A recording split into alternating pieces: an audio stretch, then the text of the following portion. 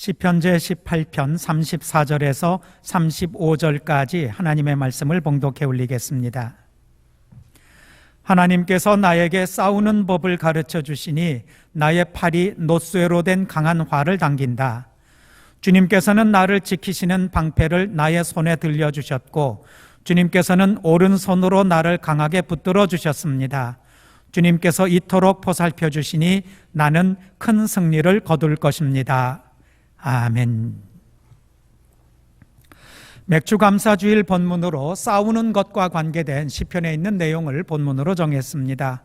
사실 돌아보면은 1월 달에서부터 6월 달까지, 특히 2월 달 이후에 몇 달 동안은 거의 전 국민이, 아니 온 세계가 코로나19라는 전에 없었던 질병과 싸우느라고 애쓰고 수고했던 것을 생각하지 않을 수가 없습니다. 어떻게 생각해 보면 금년도 상반기는 우리는 싸우다 보냈다라고 이렇게 요약을 해도 과언이 아닙니다. 싸운다는 것은 사실 좋은 개념은 아닙니다. 꼭 그것이 멱살을 잡고 주먹질을 하고 이런 싸움이 아니더라도 미워할 수도 있고 속상해할 수도 있고, 어떤 거는 내 일이 아니지만 불이하거나 잘못된 상황이 벌어질 때 그것에 대해서 그러면 안 된다고 의사표현을 하는 모든 것들도 이것도 싸움으로 볼 수도 있습니다. 영리한 사람들은 잘 안 싸웁니다. 왜냐하면 싸워봤자 손해니까. 이럴 때 우리가 생각을 해봐야 될 게 있습니다. 우리들도 성경에 보면 실제로 싸우는 이야기들이 많이 나와 있습니다. 단어들도 개념들도 또는 사건들도 싸우는 것과 관계된 일들이 있는데, 예수 믿고 이 세상을 사는 사람들에게 이 싸운다는 것은 어떤 뜻인지 어떤 의미인지 그럴 때 우리가 참고로 삼아야 되는 그런 싸움의 모범, 정신, 방법은 무엇인지 생각해 보는 것이 대단히 중요한 일일 것입니다. 상반기를 마치면서 하반기에도 여전히 우리에게 전쟁터가 이렇게 예상되고 있기 때문에 그렇습니다. 일터에서도, 가정에서도, 주변에서도, 심지어 예배를 드리는데도 사실은 싸우는 것과 관계된 이런 일들이 끊임없이 우리에게 다가옵니다. 그럴 때 어떤 마음가짐을 가지고 어떤 기대를 가지고 임하면 좋을까, 이런 것을 본문을 통해서 차근차근 살펴보려고 합니다. 먼저 본문을 보시기 바랍니다. 이렇게 되어 있습니다. 하나님께서 나에게 싸우는 법을 가르쳐 주시니, 이 시의 저자는 다윗입니다. 요약을 하면은 다윗은 하나님이 나한테 가르쳐 주시는 그런 싸우는 법을 가지고 세상을 살았더니 나의 팔이 노쇠로 된 강한 활을 당긴다. 나한테 없던 힘이 더 생겨나서 예전에 다루기 어려웠던 무기들을 다루면서 나한테 힘겨운 대적들을 감당할 수 있었다라는 그런 뜻이 될 것입니다. 또 그래서 내가 상대방을 향해서도 노쇠를 당겨서 공격적인 이런 입장을 취하기도 하지만, 또 그 다음에 주님께서는 나를 지키시는 방패를 나의 오른손에 들려주셨고 또 오른손으로 나를 강하게 붙들어 주셔서, 그러니까 지키는 것도 주님께서, 그러니까 내가 적과 맞서 싸우는 역할뿐만이 아니라 적으로부터 나를 지키는 것까지도 하나님께서 거들어 주셔서 또는 도와주셔서 내가 잘 감당할 수 있었고 이겨낼 수 있었다라는 것입니다. 이 맥락에서 예수님께서 하신 말씀을 잠깐 기억을 해본다면, 세상에 대해서 담대해라. 내가 세상을 이긴 것처럼 너희도 세상을 이길 것이다. 이긴다는 말에는 결국 무엇이 전제가 되냐면 세속적인 것들과 싸운다는 문제가 있습니다.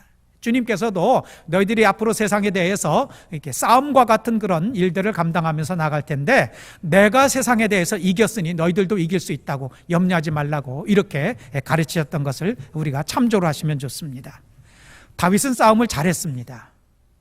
적어도 우리 기억엔 그렇지요. 정말 잘했는지, 어떤 종류의 싸움을 싸웠는지를 한번 생각해 보시기 바랍니다. 몇 가지 유형을 나눠보니까 다윗의 싸움에는 제일 먼저 생각나는 건 뭡니까? 다윗의 싸움할 때 제일 먼저 생각나는 거, 골리앗이지요. 폼나는 싸움을 했습니다. 어마어마한 장수하고 겉에서 보기에 전력상으로는 비교가 되지 않을 정도의 강한 상대를 결과를 보면 너무나도 어이없을 만큼 간단하게 물리쳤어요. 그래서 다윗의 싸움하면 우리 머릿속에 골리앗만 떠오릅니다. 아주 호쾌한 승리를 거뒀지요. 다윗의 싸움이 전부 이런 식이었을까요? 이제부터 제가 말씀드리는 세 가지 유형을, 그보다 더 있지만 세 가지만 유형을 말씀드리면 다윗이 참 고단한 싸움을 싸웠고 이겨내기 힘든 싸움이 있었고 이기지 못한 싸움도 있었구나. 그리고 그 싸움은 오늘날에도 똑같이 우리에게서 되풀이되고 있구나라는 것에 동의를 하시게 될 겁니다. 골리앗하고 싸울 때는 전력상으로는 어마어마한 차이가 났지만 다 호쾌하게 이겼습니다. 강하고 담대한 모범 보였어요. 두 번째 싸움은 친구 아버지하고의 싸움입니다. 둘도 없는 친구의 아버지, 그것도 다윗을 인정해서 다윗이 이스라엘의 영웅이 될 수 있도록 발판을 놔준 사울과의 경쟁 속에서의 싸움입니다. 다윗이 어떻게 싸웠을까요? 시편의 많은 부분에 그때의 안타까움, 간절함, 기가 막힘, 이것이 시편에 담겨져 있습니다. 우리 성도들께서 사시다가 괴롭고 힘드시고 고단하시면 시편을 좀 꼭 찾아서 읽으시면서 이 사람은 무슨 마음이었을까, 어떻게 견뎠을까, 결과는 어떻게 됐을까에 관심을 가지시고 묵상을 하시면 좋습니다. 가장 친한 친구 아버지하고 자기가 민족의 영웅으로 등장할 수 있는 길을 터준 그런 은인하고의 싸움에서 다윗은 무기력했습니다. 도망다니고 울고 하소연하고 하나님 앞에, 하나님 나 어떻게 하면 좋습니까? 싸울 수도 없고 그렇다고 가서 항복할 수도 없고 나 어떻게 하면 좋습니까? 하는 그런 힘겨운 싸움을 해나갔습니다. 내용은 제가 설명드리지 않습니다. 우리 바로 무슨 생각을 하셔야 되냐면 우리 성도들도 싸울 수 없는 상대와 싸움이 지속되는 경우가 있습니다. 집안 사람들하고 싸우면 어떻게 됩니까? 말이 싸움이지 그것은 갈등이기도 하고 경쟁일 수도 있고 심리적인 다툼이나 재산 관계로 불편해지는 것일 수도 있습니다. 똑같습니다. 사울하고 다윗 사이의 싸움도 그것 때문에 일어난 겁니다. 왕권 때문에 그런 겁니다. 저렇게 다윗이 크다가는 내 아들 요나단한테 내가 이 왕위를 물려줘야 되는데 다윗에게로 왕권이 넘어갈 수도 있겠다라는 아버지로서의 아들에 대한 그런 애착 때문에 아들의 친구를 질투하게 되는, 그것이 싸움의 원인입니다. 친한 사람들 사이의 싸움이 그렇게 해서 벌어지는 거 아닙니까? 누가 더 친하냐? 누구와 더 가깝냐? 누구에게 유산이 많이 갈 것 같으냐? 누구에게 더 챙겨주고 있느냐? 누구만 편애하느냐? 누가 더 주인공처럼 떠받들려지느냐? 이런 것 때문에 싸운다고 볼 때 그 싸움은 다윗이 싸운 두 번째 유형의 싸움에 해당된다라고 이렇게 보시면 좋습니다. 그때 다윗이 어떤 태도를 취했는가? 우리 성도들께서 시편을 좀 묵상하시면서 그 내용을 찾아보시면 좋습니다. 이것이 다윗이 힘겹게 싸웠던 두 번째 싸움의 유형입니다. 세 번째는 더 기가 막힙니다. 아들과의 싸움입니다. 다윗은 아들과도 싸웠습니다. 다윗이 싸운 것이 아니라 다윗의 아들인 압살롬이 싸움을 걸어왔지요. 아버지라도 싸워서 물리치고 내가 왕이 되어야 되겠다. 그 아들과 싸울 때 여러분 자식하고 싸워보셨죠? 안 싸우신 것처럼 표정 지으셔도 소용없습니다. 자식하고 다 싸우게 되어 있습니다. 크고 작은 문제로. 자식하고 싸울 때 어떻게 싸우십니까? 처음에는 분노가 일어나요. 이게 왜 이렇게 내 속을 모르지? 저 잘되라고 하는 건데 오죽하면 애비가 더 잘 생각하고 애미가 오죽 너를 위해서 그렇게 얘기하고 그렇게 하는데 이게 오해를 하고 대들고 성질을 부리고. 내 자식 못 이깁니다. 어떻게 자식을 이겨요? 내 새끼인데. 내 속에서 나왔고 둘도 없이 사랑스럽고 소중한데 자식을 어떻게 이겨요? 끌려다니지요. 그 싸움은 이길 수 있는 싸움이 아닙니다. 자식하고 싸우는 싸움은 이길 수 있는 싸움이 아닙니다. 다만 자식의 마음이 변하기를 기다리는 거고 돌아서기를 기다리는 거고 그때까지 내가 자식을 미워하지 않고 내 마음을 지키기 위한 싸움을 하는 거지요. 그게 싸움입니다. 다윗의 기대와는 달리 아버지에게 싸움을 걸어왔던 압살롬은 전투에서 죽임을 당합니다. 그때 다윗이 뭐라고 한탄을 했는지를 여러분들은 이번 주간 동안에 꼭 압살롬의 죽은 소식을 듣고 다윗이 뭐라고 한탄을 했는지를 성경에서 한번 확인을 해보시기 부탁을 드립니다. 잠깐이라도 시간을 내셔서 오늘은 말고요. 오늘은 주일이니까 예배를 드리신 것으로 충분합니다. 월, 화, 수, 목, 금, 토까지 가는 동안에 다윗이 아들과의 그 기가 막히고 눈물 나는 싸움을 싸우다가 결국 전투에서 아들이 죽었을 때 다윗이 뭐라고 한탄을 했는지를 꼭 성경을 통해서 확인하시기 바랍니다. 이것이 다윗이 싸운 세 번째 싸움의 유형입니다. 점점 더 기가 막힌 싸움으로 가는 거 보이시죠? 네 번째 싸움은 자기 자신과의 싸움입니다. 처참하게 졌죠. 처참하게 졌습니다. 결과적으로 보면은 앞에 세 싸움은 다 이기긴 이겼어요. 골리앗 물리쳤지요. 사울, 다윗의 승리로 끝났습니다. 안타깝긴 하지만 아버지에게 싸움을 걸어왔던 압살롬도 결국 죽고 다윗이 승리한 것으로 끝나게 되어 있습니다.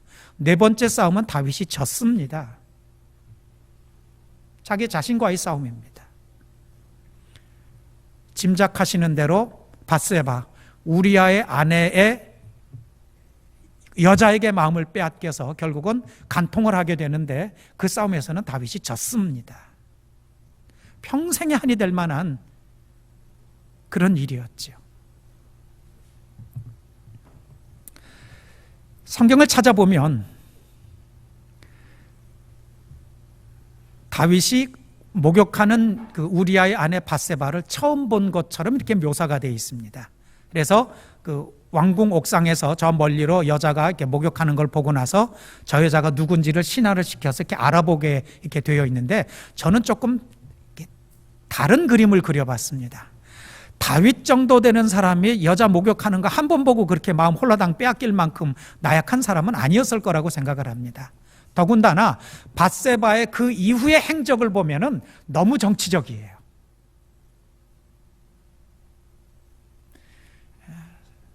아예 의도를 가지고 다윗에게 접근한 것으로 보일 만큼 여러 가지 훨씬 더, 그리고 그 사이에서 나중에 낳은 아들 솔로몬이 왕위를 물려받는데도 밧세바가 중간에서 로비를 하고 여러 가지 영향력을 끼친 그런 흔적들로 볼 때 아마 처음에도 밧세바가 의도적으로 아마 어떻게 접근하지 않았나 그렇게 의심을 할 만한 그런 정황이 있습니다. 어쨌든 다윗은 졌어요.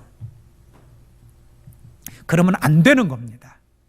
우리아는 다윗의 여러 부하 장수들 중에서도 정말로 충직하고 신실한 그런 장수인 것 우리 성도들도 아시지 않습니까?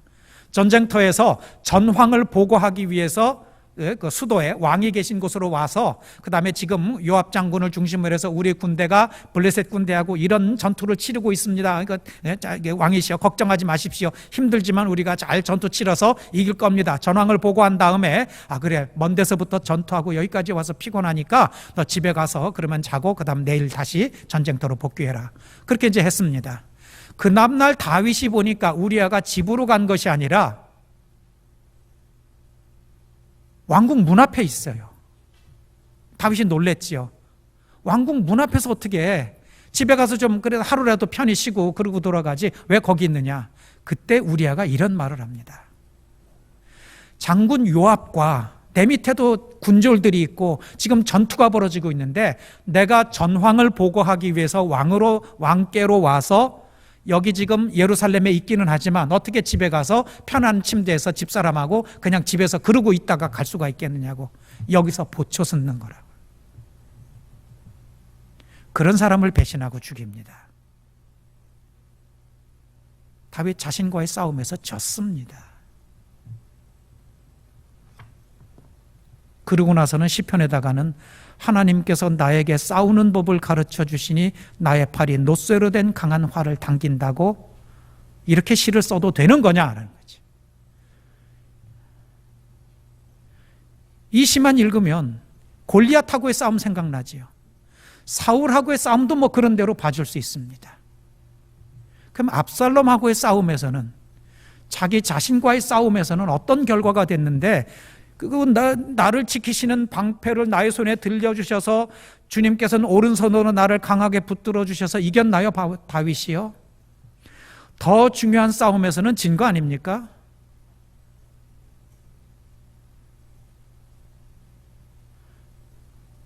이 대목에서 현실로 와보려고 합니다. 우리나라도 참 싸움 많이 했습니다. 어떤 사학자가 계산을 해보니까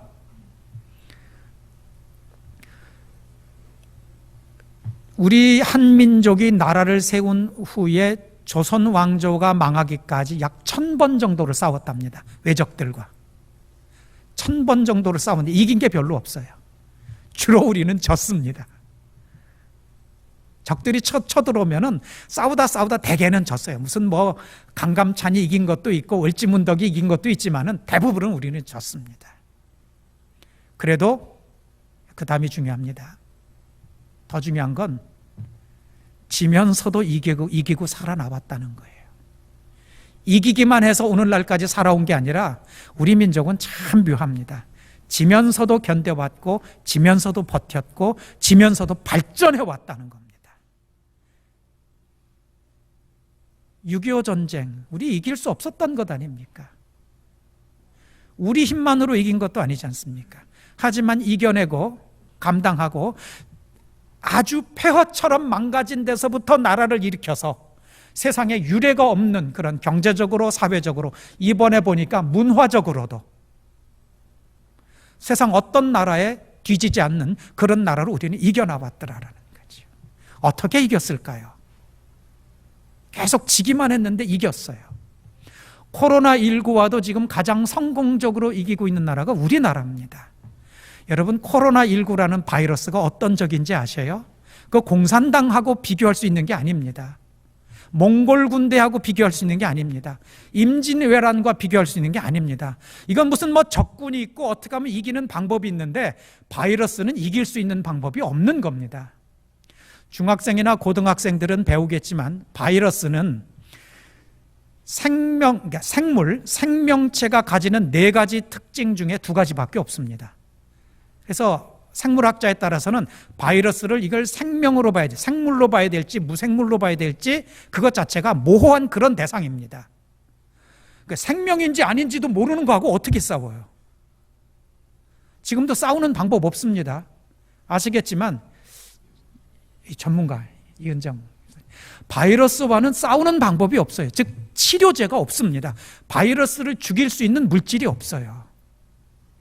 그래서 미리 막을 수 있는 적군에 대한 방어력을 정보를 가지고 있는 항체를 형성하는 게 이제 면역, 그러니까 백신을 개발하는 건데 그것도 지금 지지부진입니다. 만들어낸다 한들 그게 제대로 바이러스를 방어할 수 있을지 이것도 잘 모릅니다. 이 싸움은 여태 우리가 싸워오던 것과는 다릅니다.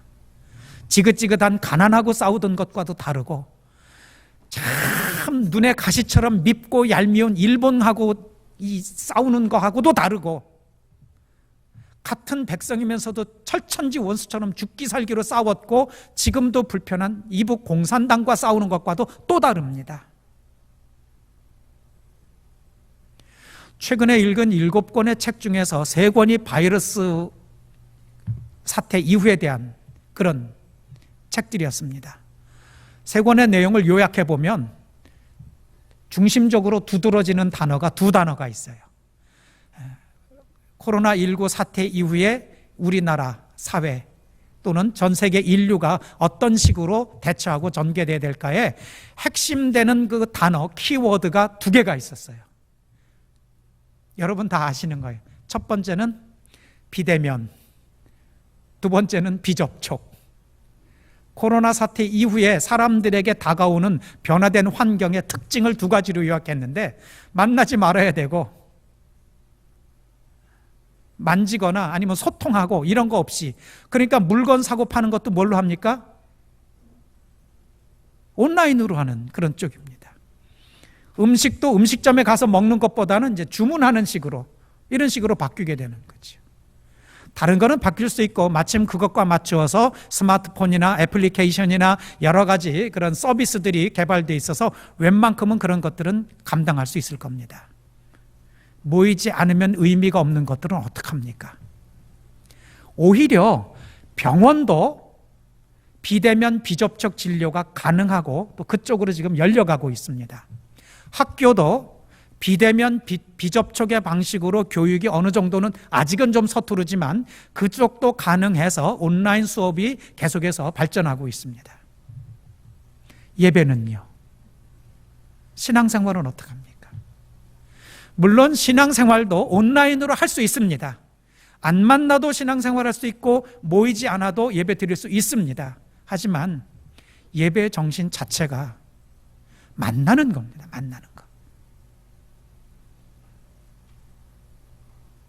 그래서 기독교 신앙이 코로나19 사태 이후에 상당히 어렵고 취약한 구조 속에 있습니다. 만남은 만난다는 것, 그리고 만나서 서로 보고 관계를 맺는다는 것은 기독교의 정신이기 때문에 그렇습니다. 예수 그리스도의 오심 자체가 하나님께서 인간을 대면 접촉으로 만나는 방식이에요. 요즘 개념으로 설명을 하면은 성육신이라는 영으로 계신 하나님께서 인간 예수로 오셨다는 것을 코로나19 사태와 관련한 키워드로 바꾸면은 접촉하는 방식입니다. 예수님의 얼굴을 보고 손바닥을 만져보고 옆구리에 손을 넣어보고 내 믿음이 연약하다면 그렇게 해서라도 내 믿음이 강해졌으면 좋겠다. 내가 하는 말을 듣고 고통스럽게 기도하는 옆 얼굴을 좀 보고 어떤 사람들에게 관심을 갖고 아이들이 내게 오는 걸 말리지 말라고 혼자 사느라고 수고한 여자가 힘을 내서 살 수 있도록 격려하고 다른 데서 치료받지 못하던 눈물 나는 그런 아이를 또는 그런 여자를 손대서 낫게 해주시고 접촉, 대면이 기독교 신앙의 본질인 것입니다. 그래서 어렵더라도 우리는 마스크를 하고 소독을 하고 그리고 최소한의 시간과 방식으로 줄여서라도 만나서 서로를 확인하고 기뻐하고 예배를 드린다. 상반기 그렇게 해왔습니다. 그리고 맥주 감사주일, 상반기를 마감하면서 하반기도 그렇게 될 것입니다. 이게 우리의 싸우는 방법입니다.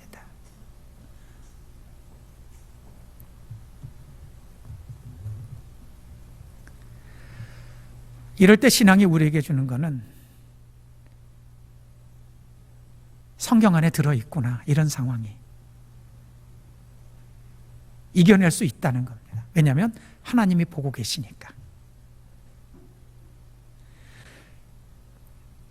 35절이 그런 거 아닙니까? 주님께서는 나를 지키시는 방패를 나의 손에 들려주셨고, 결국은 다윗은 결정적인 싸움에서 졌고 많은 싸움에서는 어떻게 손 놓고 할 수 있는 방법이 없었음에도 불구하고 그의 인생은 이긴 인생이었습니다.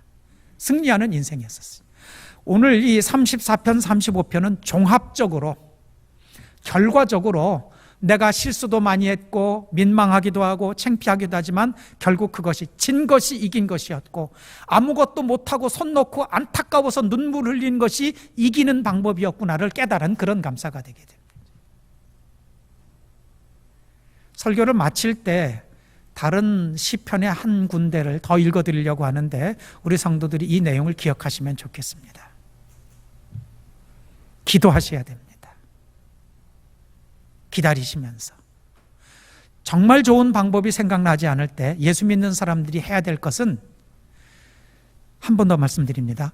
정말 좋은 방법이 생각나지 않을 때 예수 믿는 사람들이 해야 될 것은 기다리면서 기도하셔야 됩니다. 그러면 나도 모르는 사이에 어느 결에 주님께서 내 곁에 와서 나에게 좋은 생각을 깨우쳐 주시고 직접 도와주시기도 하시고 그래서 아하 이거였구나. 그때 내가 좋은 방법이 아닌데도 그냥 내가 저질렀거나 화난 상태에서 뭔가를 했더라면 나 큰일 날 뻔했구나. 이걸 깨닫게 하시고 감사하시는 그런 은혜가 있다는 겁니다. 이제 한 군데 똑같이 다윗이 쓴 시편 한 군데를 읽어드리고 말씀을 마치려고 합니다. 시편 62편에 있는 말씀입니다. 제가 그냥 읽어드립니다. 성도들은 들으시기만 하셔도 좋겠습니다. 내 영혼이 잠잠히 하나님만을 기다림은 나의 구원이 그에게서만 나오기 때문이다. 하나님만이 나의 반석, 나의 구원은 나의 요새시니 나는 결코 흔들리지 않는다. 내 영혼아, 잠잠히 하나님만 기다려라. 내 희망은 오직 하나님에게만 있다. 하나님만이 나의 반석, 나의 구원, 나의 요새이시니 나는 흔들리지 않는다. 아멘. 기도하겠습니다.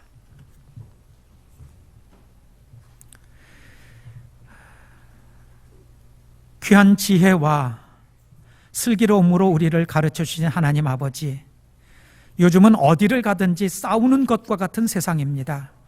국회에서도 싸우고, 병원에서도 싸우고, 길거리에서도 싸우고, 사업을 하는데도 싸우는 것과 같고, 공부를 하는데도 싸우는 것 같고, 온 천지에 분노가 가득 찬 사람들이 건드리기만 하면은 싸우려고 달려드는 것과 같은 불안하고 불편한 세상을 힘겹게 걸어가고 있나이다.